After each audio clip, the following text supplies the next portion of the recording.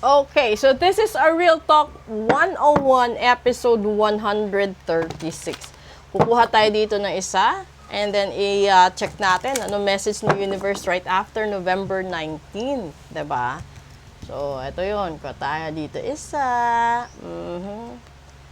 And adaptability. This is dragonfly. The dragonfly is a symbol of light and change. It is a reminder or a reminding to you that you have to bring a bit more lightness and joy into your life in order to bring about the changes needed to reach your full potential and approach things lightly. Ito yon, di ba? So, nang matapos na si Pluto sa cardinal signs natin at bumalik siya kay Aquarius right after 200 years and beyond, di ba? Mantakin mo, mahigit 200 bago siya nakabalik at naka-align doon kay Aquarius. Ganyan si Pluto, o, di ba?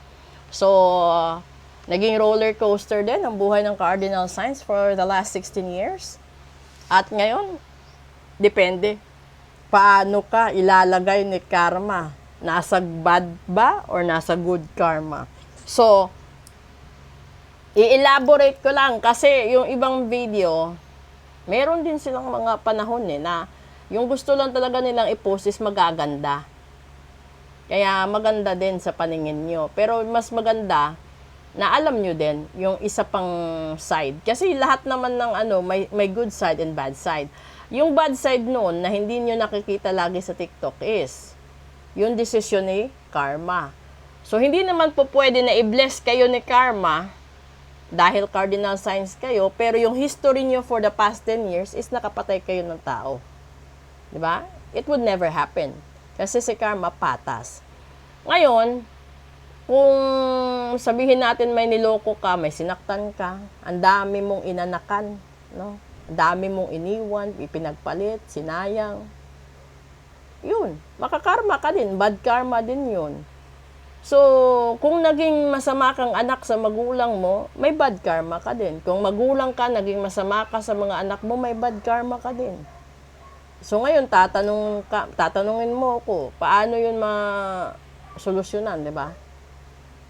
Eh, magpa-reading ka para malaman natin kung hanggang saan yung posibleng solusyon and that everybody will meet halfway. Kasi ano naman yan pre-bargain. Ganun talaga yun. Sakay, di ba, yung sinasabi kong barter at pre-bargain, kasi sinasabi lagi, kung may kasalanan ka, humingi ka ng tawad at papatawarin ka ng Diyos. Diba? Ganon din yun sa ganitong sistema. Kung nakapatay ka ng tao, yung mga katulad namin, pwede kaming kumausap ng patay na tatanungin mo yung patay, ano ba ang gagawin nung taong nakapatay sa'yo para patawarin mo siya at hindi na siya mahirapan sa ibabaw, sa mundong ibabaw. Yun lang yung way doon. Tapos, kung hindi mo maintindihan saan galing ang kamalasan mo sa pera, sa pag-ibig, sa negosyo, sa pamilya, magpahula ka para may guide ka. Di ba? At least alam mo kung saan ka dadaan, saan ka iiwas, ano yung dapat mong gawin para hindi ka na sumemplang ulit sa buhay. Diba? Kasi wala naman tao na gustong magkamali. Pero maraming tao nagkakamali dahil di nila alam. Ganon din yung sa paaralan. Mag-aaral ka pa ba kung alam mo na lahat? Di ba hindi? Kukuha ka ba ng kurso kung alam mo na rin lahat yan? Di ba hindi? So, kailangan step-by-step process. Kung halimbawa, itong adaptability, binarang ka. Yung barang kasi malawak. Yung isang pinaka-common na barang is high tide, low tide. Lalaki ang tiyan mo kapag high tide, liliit kapag low tide. Yung pangalawang sikat na barang, yung ari ng tao, it's either nilalagay sa noo or nahuhulog sa lupa. Yung iba, nahuhulog yung tenga, natatanggal ang braso, natatanggal ang paa, at yung iba, nagkakaroon sila ng skin diseases. Nabunga kala nila skin diseases lang talaga, pero hindi na siya skin diseases na natural. Kung mapapansin nyo, ilang treatment na kayo sa derma, hindi pa natanggal. Dahil yun sa barang. So, posible, kapag binarang ka, ang dami mong pagdadaanan. Tapos, kung ito na may tungkol sa pag-ibig, yung kalimitan mong kalaban doon is yung black magic. Kasi, nasa black magic lahat yung yung tawag nito, yung pag nila sa mga mahal mo sa buhay, yung pag-twist nila sa isipan, sa puso, at yung pag-twist ng pagkakataon.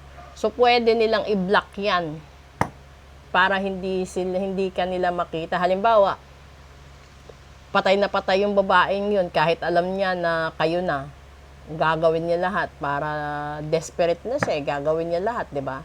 So, you're using the black magic, or magbabayad siya ng tao na maraming alam sa black magic at gagawin yon. Pero ang hindi alam ng tao, kung natural ka na tao na gagawa ka ng black magic, mag-ingat ka kasi malaking percentage ng bad karma mahihigop mo. Okay? Pero kung ikaw naman yung tao na gusto mong ayaw mawala yung mahal mo, tanggalin mo yung black magic, tanggalin mo yung gayuma, tanggalin mo whatever the barrier for the love of your life. Ganun lang yon, okay? So, adaptability. At meron pa akong idadagdag bago ko i-end ito. Sa mga taong humihiling ng magandang buhay, malawak at malaki ang sinasabing magandang buhay, di ba? Ibig sabihin, malaki din ang kapalit nun. So, kung gusto mong may bumalik sa'yo ang mahal mo, may mga gagawin ka sa isang ritual na dapat mo ring pagsakripisyohan.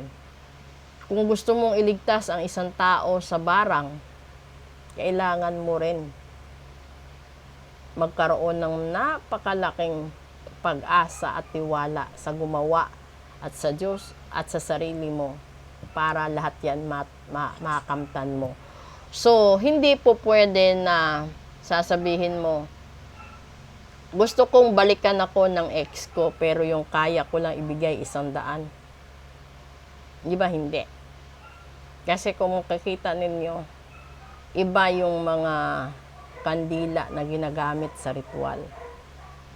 Iba-iba. So, hindi siya ordinaryo. And then, yung mga spices, ganun din. Yung crystals, ganun din. So, lahat-lahat ng yon. And then, hindi madali. Yung primary na ginagawa is yung pagluhod at magdasal para sa mga hinihiling ninyo. So, hindi siya madali. Okay? So, kung sasabihin nyo na ganito, ganyan, hindi siya madali. Yung iba nga, hindi